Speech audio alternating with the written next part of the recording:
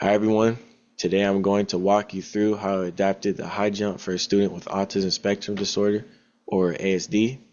I'll introduce you to the student, explain how ASD affects learning in PE, and then show you the goal, the assessment tool, and the full teaching progression I created.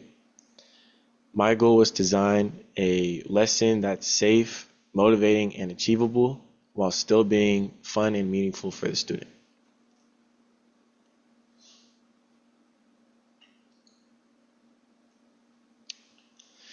So the student I centered this lesson around is Alex. Alex is in the fourth grade and is 10 years old. He has ASD with communication delays and some sensory sensitives. Some of the behaviors I observe when he comes to PE include difficulty with transitions, hyper-focusing on one object or task, and sometimes avoiding new activities when he's unsure of the expectations. These details help shape the way I structure the lesson because I want Alex to feel confident, supported, and successful, not overwhelmed whatsoever.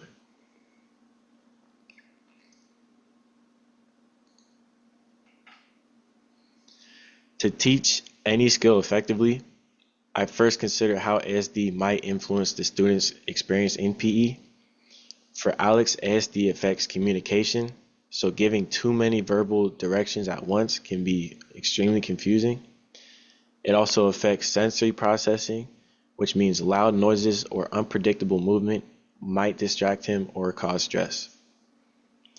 Motor planning can also be harder for students with ASD, so breaking movements into clear, simple chunks is really important. What works well for Alex is predictability, visual cues, step-by-step routines, and having enough processing time to understand each part of what he's asked to do.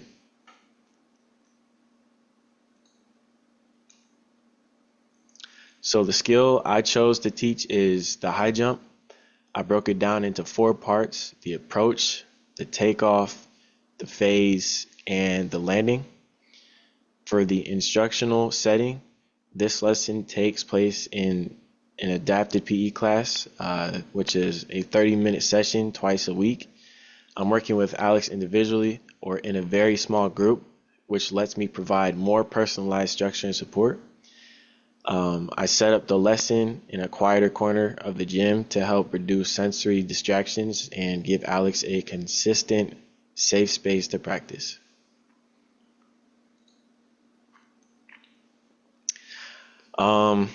I created one clear SMART goal for this lesson. Within 8 class sessions, Alex will complete a 3-step high jump approach and a 1-legged takeoff and a clear of a 10-inch foam bar, which can help out with pain hitting the bar, because the foam bars are much more softer than the fiberglass regular standard bars. But clearing a 10-inch foam bar with correct form and in 4 out of the 5 attempts. This goal is specific, measurable, realistic for his ability level, and aligned with the adapted standards for PE. And mostly importantly, it's something he can feel proud of achieving, because that is the main goal. The assessment tool. So to measure Alex's progress, I created a visual skills checklist.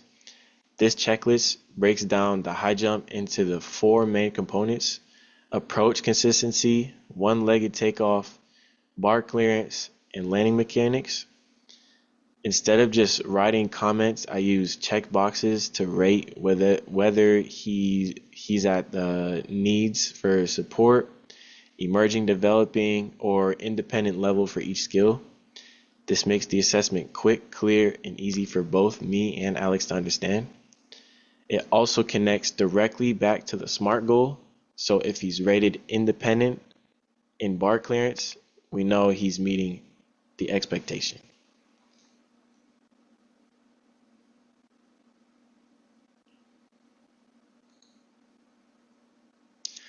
For behavior management, I focus on structure instead of reinforcement.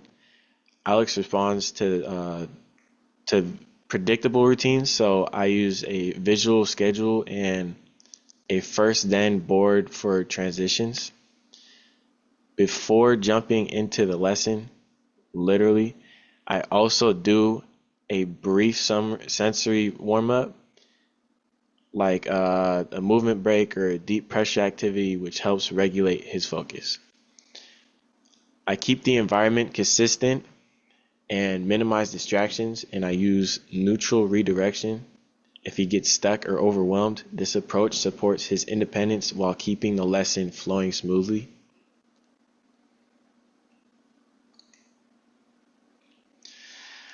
Now let's walk through the activity plan. We start with a predictable warm-up, nothing too stimulating, just enough to prepare for his body for movement. Then we move through 3 stations: the approach lane, the takeoff mat, the foam bar station. To keep motivation high, I add fun challenges like beat your best height or noodle bar knockout. These keep the activity playful without overwhelming him. I also created a mastery progression pathway to help Alex and me see where he is learning the process.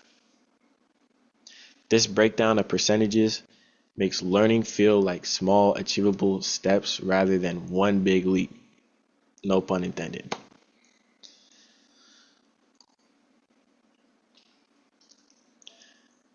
To individualize the lesson, I created a set of progressions, regressions, and modifications.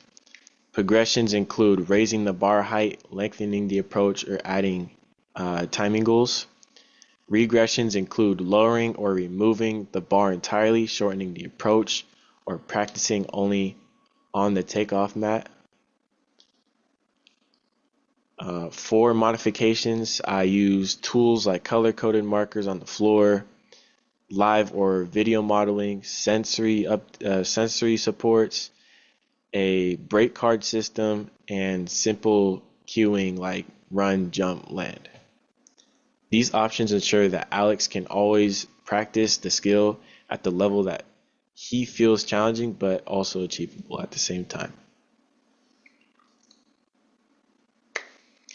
So that's the full adapted high jump lesson designed for Alex. By understanding his needs, breaking down the skill, and creating a structured, supportive, and motivating environment, this lesson helps him build confidence and independence, not just in high jump, but in physical education overall.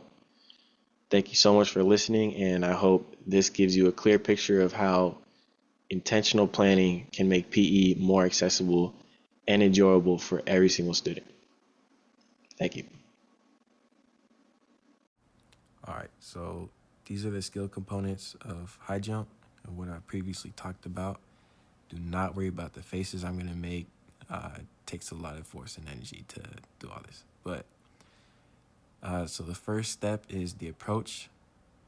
And then the second step is the takeoff phase, just planting the foot down. And then the third step is the flight phase, just getting over the bar. And then the last phase is landing on the mat.